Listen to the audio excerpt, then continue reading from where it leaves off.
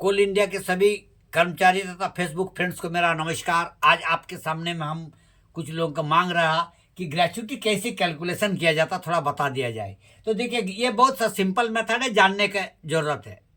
देखिए, जैसे मान लीजिए कोई आदमी का अपॉइंटमेंट हो रहा है, अपॉइंटमेंट और रिटायरमेंट और लास्ट वेजेस, तीन चीज का जरूरत पड़ता है।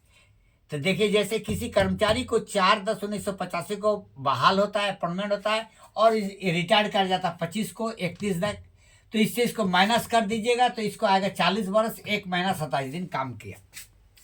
तो हमारा जो ग्रेच्युटी मिलता है वो ग्रेच्युटी एक्ट 1972 के तहत नहीं मिलता है। ये दिमाग में रख लीजिए और अपने नेताजी लोग को भी कह दीजिए, और जो जेबीसीसीआई में बैठते हैं या कोल इंडिया का डायरेक्टर लोग, हमारा जो मिलता है इसको बेटर टर्म्स ऑफ ग्रेच्युटी जो है इसके आधार पर मिलता है, एनसीडब्ल्यूए के आधार पर। एनसीडब्ल्यू में ये कैलकुलेशन करके मैं बता देता हूं। अगर ये रेल में अगर कोई एक ही दो भाई है, एक भाई रेल से भी 40 वर्ष 1 महीना 27 दिन काम किया और एक भाई कोल इंडिया में भी, देखिए दोनों में ग्रेच्युटी में कैसे फर्क होगा। 40, अब जितना भी वर्ष काम कर लीजिए, ग्रेच्युटी एक्ट कहता है हर वर्ष का आपको at the rate of 15 days का हिसाब से आपको ग्रेच्युटी बनेगा। तो यानी 40 गुना 15, उस कर्मचारी रेल का भी मान लीजिए कर्मचारी का 3000 एक दिन का वेतन है और कोल इंडिया का भी, तो इसका 3000 इंटू 15 से होगा, इसका यानी 18 लाख मिलेगा।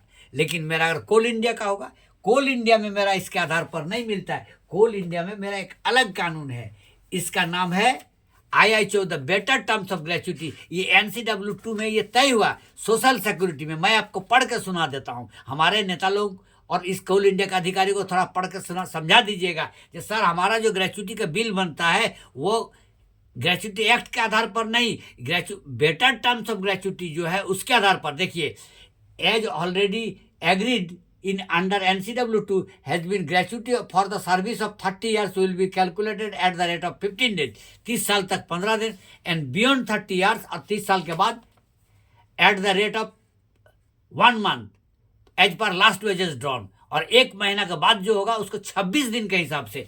तो यही चीज हमारा ये 10 लाख से 20 लाख वाला में भी बेटर टर्म्स ऑफ, ये धारा 4 का 5 में है ग्रेच्युटी एक्ट में, उसको ले आना चाहिए था धारा 4 का 5 में। ये II नंबर 14 डेटेड 14 फरवरी 1984 के तहत हमारा ग्रेच्युटी का बिल बना के भुगतान होता है। लेकिन हमारे इस कोल इंडिया के जो अधिकारी है और इनके जो नेता, इसको आप समझा नहीं सकेगा। अगर ये लोग चाहते तो बेटर टर्म्स ऑफ ग्रेच्युटी में 10 लाख से 20 लाख कर सकता था। ये लोग बहुत कुछ को हम इन लोग को इस टेबल में बैठ बैठ करके लोग समझाएं, लेकिन समझेगा कौन? Who knows something, they can understand only. But who is himself a zero, how they will understand this matter?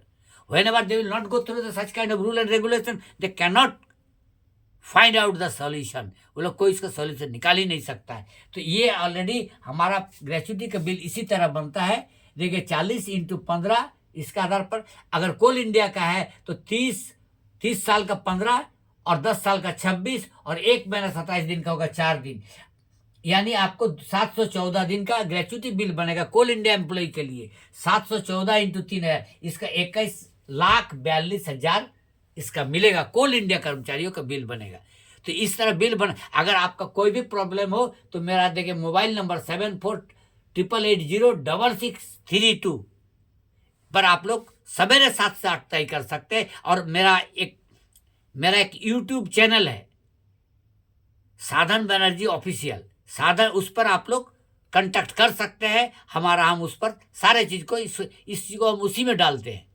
आप लोग जो सभी सुने, सभी को मेरे तरफ से धन्यवाद, और जितना हो सके इसको शेयर करें।